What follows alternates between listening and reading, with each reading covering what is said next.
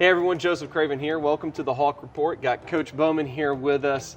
About to head up to the Delta this week to face Pillow Academy, the Mustangs. Celebrating, of course, a victory to start the season. Is there anything in that victory over the Chiefs that stands out? Anything you kind of learned? Or is it just nice to kind of be back on the field, get in there against another team and kind of get those first week jitters out of the way? I mean, it's great to play. I mean, the atmosphere was incredible. We've been looking forward to it for what feels like forever.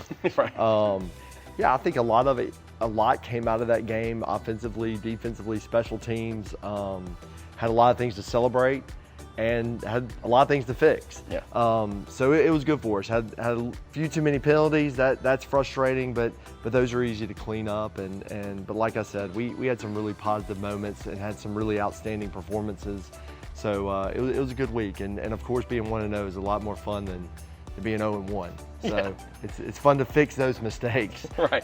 Instead of being upset about a loss. Yeah. Yeah, absolutely. It's a little bit easier to focus on or to celebrate and repair what you didn't That's quite right, do right.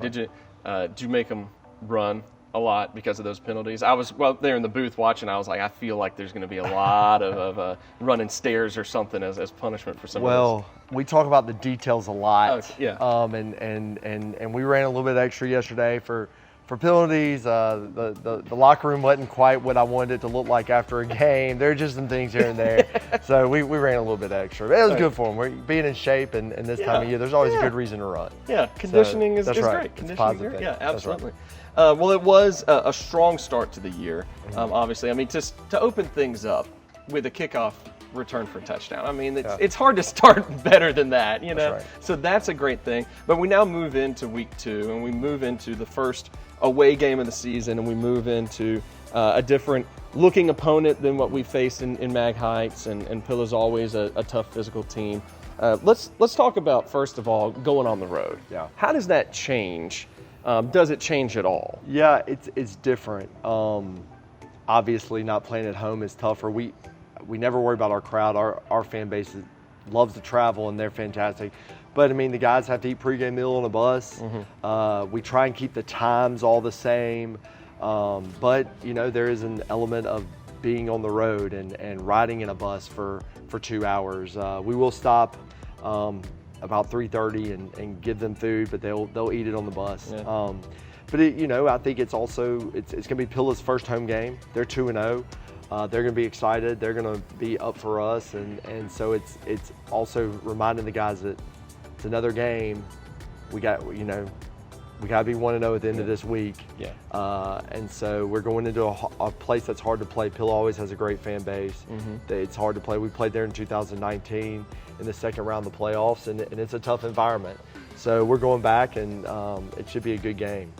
I was trying to remember when the last time we went up there was, 2019, okay. Yep. Because they came down here last year, and of course they bring in a physical style of play. I don't exactly know how many returners they're going to have from last season, but I know they had some big guys. They had some running backs that looked like they were 6'4", and I was just like, who are these monsters, Yeah. So a tough opponent, but kind of the opponent that you would want to have early in the season to kind of help, work out more of those kinks, work out more of those details. Yeah, and we're not looking ahead, but next week is our first district game. Yeah. So our kids were able to play. Most of the starters were able to play 3/4 the other night, which was fantastic. Everybody got to play, which was a positive thing about Mag Heights. But we need some physical football. We got that at Raleigh with Raleigh and Scott Central, but we need it this week, and we need to be pushed around, and we need to push around some big guys, and Pillow's going to do that for us. Awesome. Well, let's talk a little bit more about what exactly we're expecting on Friday night. Because we talked about, kind of just general terms, the physicality, all that sort of thing. But, I mean, what are we expecting in comparison? Are there any major changes here? I don't think there's major changes. Pillow runs the ball very well. They have a really good running back. They block well up front. So they're going to run the ball very well, which our defense needs to see. Any good defense has to be able to stop the run. So they run the ball better than they throw the ball. So that would be great for our defense. As far as what we're going to see from an offensive standpoint, it's a very different defense than what we run at Hartfield, what Mag Heights ran, even what Scott Central ran. So it's a defense we haven't seen before. So that's going to be good for us from up front, learning how to block, you know, a 4-man front versus what we've been seeing is a 3-man front. Yeah. So, yeah, I mean, it's going to be a very different look on both sides of the football. And that's always such a unique thing to go from, you know, one scheme, one preparation to something entirely different. It's what you have to see. I love what you're saying. You got to be prepared for anything. Yep.